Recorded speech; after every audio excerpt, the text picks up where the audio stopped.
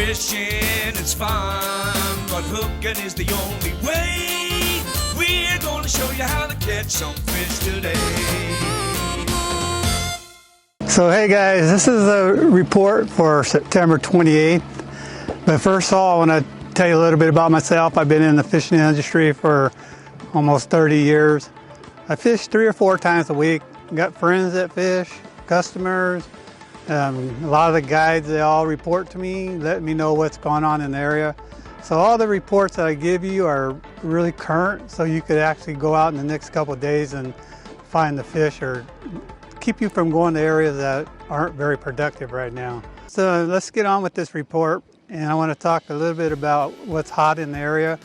And I think one of the hottest things going on right now is albacore fishing up by Fort Bragg up north. That warm water temperature seemed to have pushed in to that. It's probably right around 20-30 miles now, and they're catching all kinds of crazy stuff. The albacore are running in good grade. They're using zookers and trolling any kind of top water type lure. Mad Maxes, those seem to have been working really good if you could get your hands on them.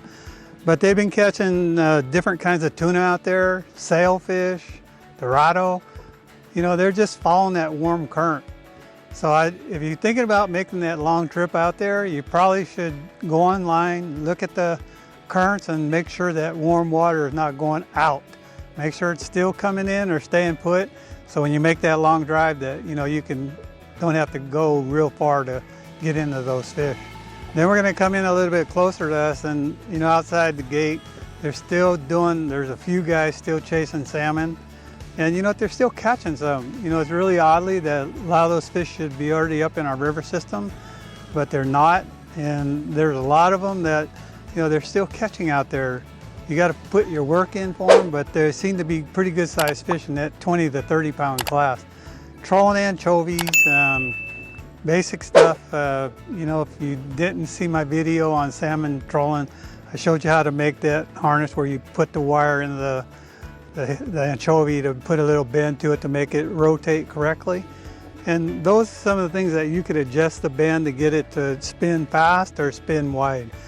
The other hot thing going outside there is rock fishing, because in the fall those rockfish start moving in shallower water, especially the lingcod. So they're going to be moving in here pretty soon, and they're going to be getting them in 30 to 60 feet of water, especially out of Fort Bragg when you head up by Fort Ross. That's been some of the hot areas right now.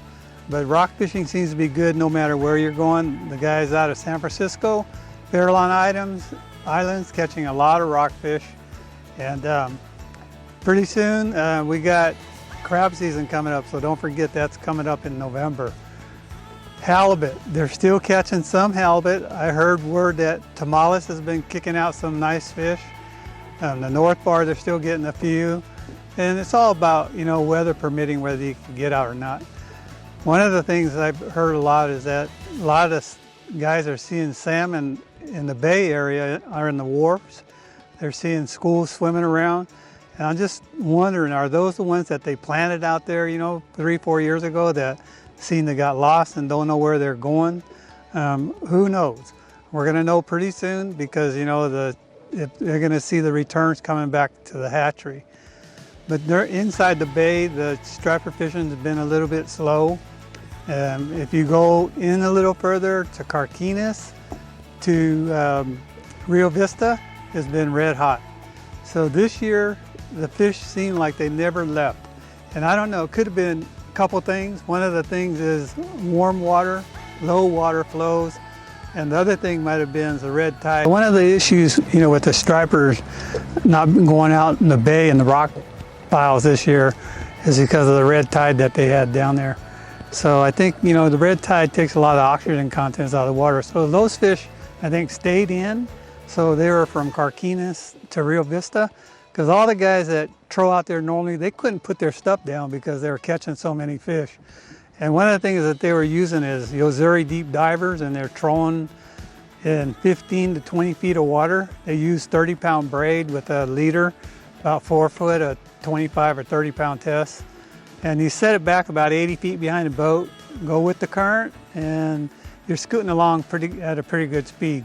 But one of the key things is, like, if you had a high tide, especially like in the morning, then I would probably put on like a rattle trap, 3/4 ounce rattle trap, or a shallow running Missouri. Get the boat up in 6 to 8 feet of water, throw with the current, go pretty fast, and you should be able to catch them. You also can throw swim baits. 5-inch pearl swim baits work good on a 1/2 ounce jig head. And then you could also throw rattle traps. That's like if you just want to drift and cast, because you could be in anywhere. I usually keep the boat in around 5 feet of water. And when you get into school, it's just everybody hooks up at the same time. So the striper bite is on fire. So, you know, if you want to go catch stripers, they're right there, right out of Rio Vista. Coming a little further, like I said, I heard reports of salmon being seen, you know, out in the bay along the wharfs. You know, guys are catching them already in the river. There's been some big pods that have come through. I know guys that are catching them, and ones that they're catching, I've been down there and I've been grafting. Most of the fish are in that 15 foot of water, so they're just cruising, coming up. You know, they're hard to get to bite. And then when they hit the confluence, they seem to slow down and then hang around there for a day or two. And that's where the guys are usually picking them up. But there has been a lot of fish caught in the Upper American already, and those guys are all lining. So remember, you can only use a 6-foot leader. There's my guys that work with me been going out there, and they said they see guys with 10, 12-foot leaders, and they're doing a little bit better, obviously, because you have more line in the water and you're skimming over different depths. So remember, 6 foot, because they are checking. The mouth of the feather, the water flows drop down so low that the sandbar is showing at the mouth, but guys are parking their boats and getting out and working the 2 drifts on each side, and they're also lining them. And now I heard if you look at the flow coming out of the feather and it's at 1800, you could walk out from the bank. So a lot of guys are now walking out. You might have to walk in and maybe a foot or 2 of water, getting out on that bar, walking up where the riffles come down, and they're lining. They're catching a lot of fish. Some mornings, you know, 5 guys, and they're actually catching limits. So there's some salmon showing in the system. A friend of mine caught some at Miller Park the other day, so I know they're coming in the system, and the water temperature is dropping down now. It's probably in the low 70s, and probably we'll get down into the 68s here real quick. So other things going on in our area.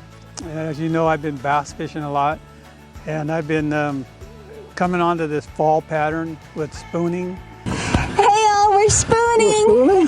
Spooning for what? Fish! If you look back on Monday, I actually did an interview with Blade Runner Rick Teagues. Him and I have been fishing together for over 30 years.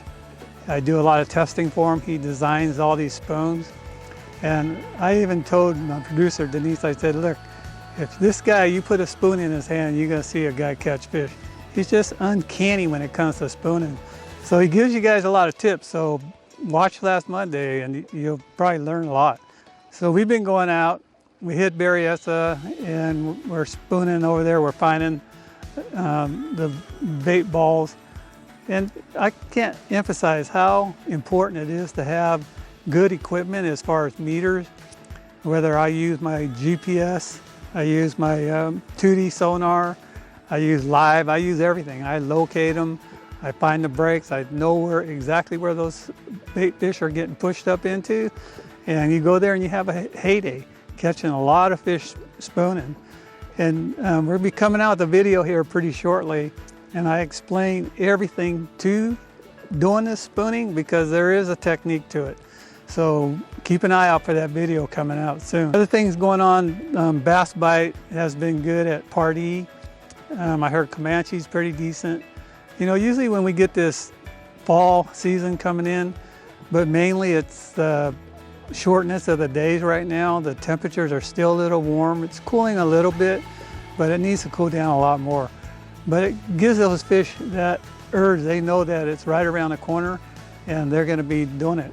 So I did take a trip up to Folsom, and we caught some nice spotted bass spooning. So nice fish, we're gonna release them. Make sure you swoosh them around though before you let them go.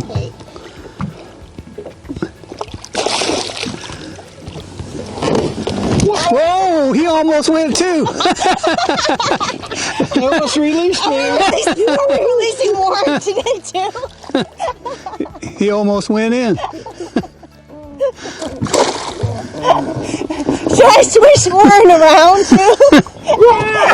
Oh, some mine are bigger. Here we're up at Folsom and we caught these fish spawning 35 to 45 feet. We got some nice fish. Yeah, beautiful fish. Yep. Just mark the bait, get on them brakes, and fish ahoy. We're after a lot of fish. The water is really low here, and the lake has a 5-mile-an-hour speed limit. But there's a lot of fish to be catching. There's so much bait in this lake, I can't believe it.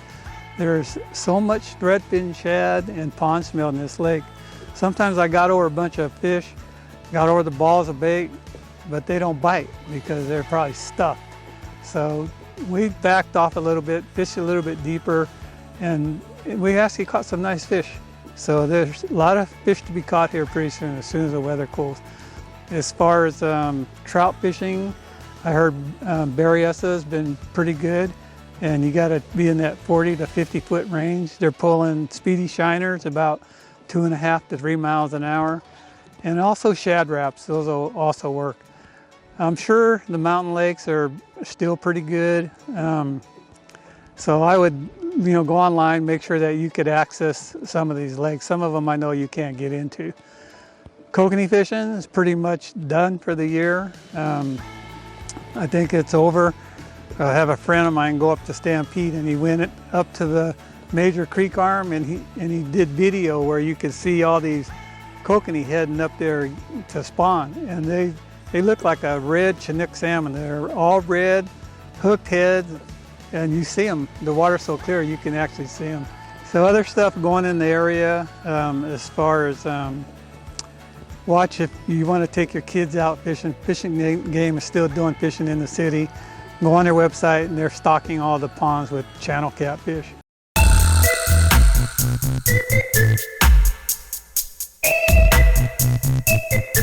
So my tackle tip for this week, guys, is regarding spooning.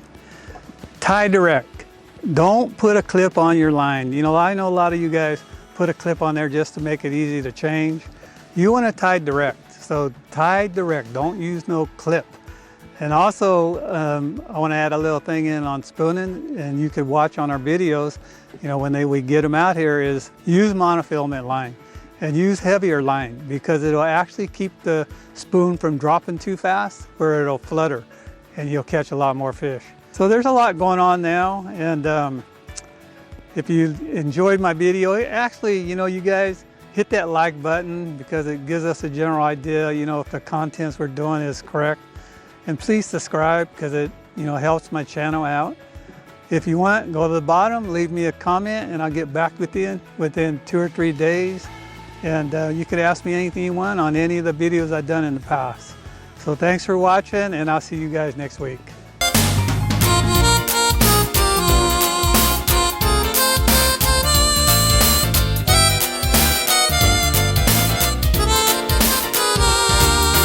Fishing is fun, but hooking is the only way.